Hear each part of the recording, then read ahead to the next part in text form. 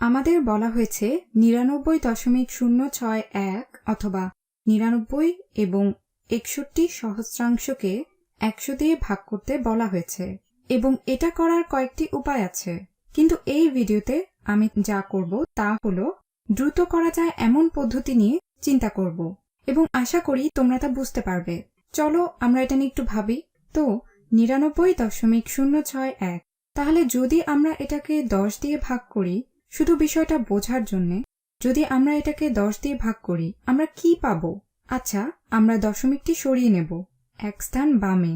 এটা নিশ্চয়ই বুঝতে পারছো, কারণ আমাদের 99 এর থেকে সামান্য বেশি আছে।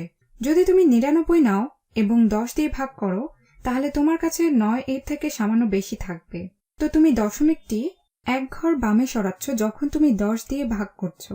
তো এটা সমান হবে 9.9061।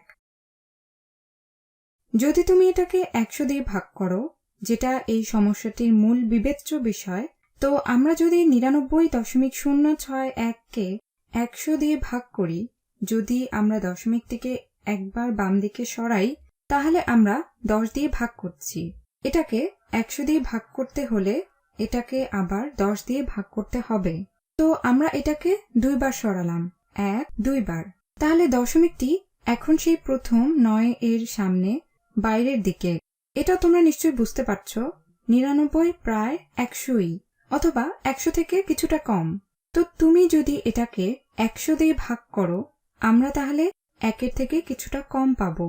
এবং যদি তুমি দশমিকটি 2 ঘর বামে সরাও, কারণ আমরা সত্যিই 10 দিয়ে 2 বার ভাগ করছি। তুমি যদি এটাকে ওইভাবে চিন্তা করতে চাও তাহলে আমরা 99 এর সামনে দশমিকটি পাবো 0.99061। আমাদের এখানে বাইরে একটি শূন্য দিতে হবে, শুধু এটা মাঝে মাঝে বুঝতে সাহায্য করে বলে।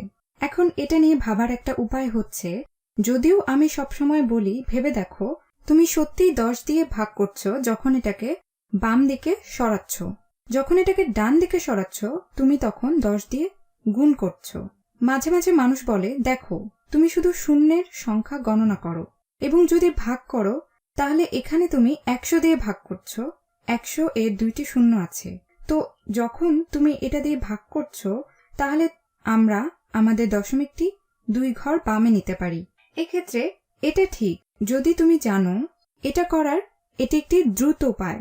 যদি এটার 20টা শূন্য থাকতো তাহলে তোমাকে বলতে হতো ঠিক আছে আমরা দশমিকটিকে 20 ঘর বামে নেই। কিন্তু কেন এটা হচ্ছে? এটা কেন এমন একটা সংখ্যা দিচ্ছে যেটা সঠিক আকারের? এটা সঠিক হচ্ছে কারণ যদি তুমি কিছু নাও যেটা প্রায় 100 এবং এটাকে 100 দিয়ে ভাগ করো, তুমি এমন একটি সংখ্যা পাবে যেটা প্রায় 1, এবং ওই অংশটি আসলে একটি ভালো পরীক্ষা করে দেখার উপায় যাতে নিশ্চিত হয় যে তুমি সঠিকভাবেই দশমিকটি সরাচ্ছ।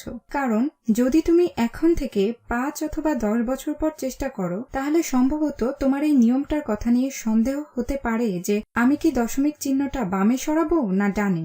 এই পরীক্ষাটি করে দেখা সত্যিই ভালো, যাতে তুমি বলতে পারো ঠিক আছে দেখো যদি আমি 100 দিয়ে ভাগ করি আমি একটি ছোট মান পাবো এবং দশমিকটি বাম দিকে সরালে আমাকে সেই ছোট মানটিই দিবে। যদি আমি 100 দিয়ে গুণ করতাম আমি একটি বড় মান পেতাম এবং দশমিকটি ডান দিকে সরালে তো তোমাকে সেই বড় মানটি দিবে।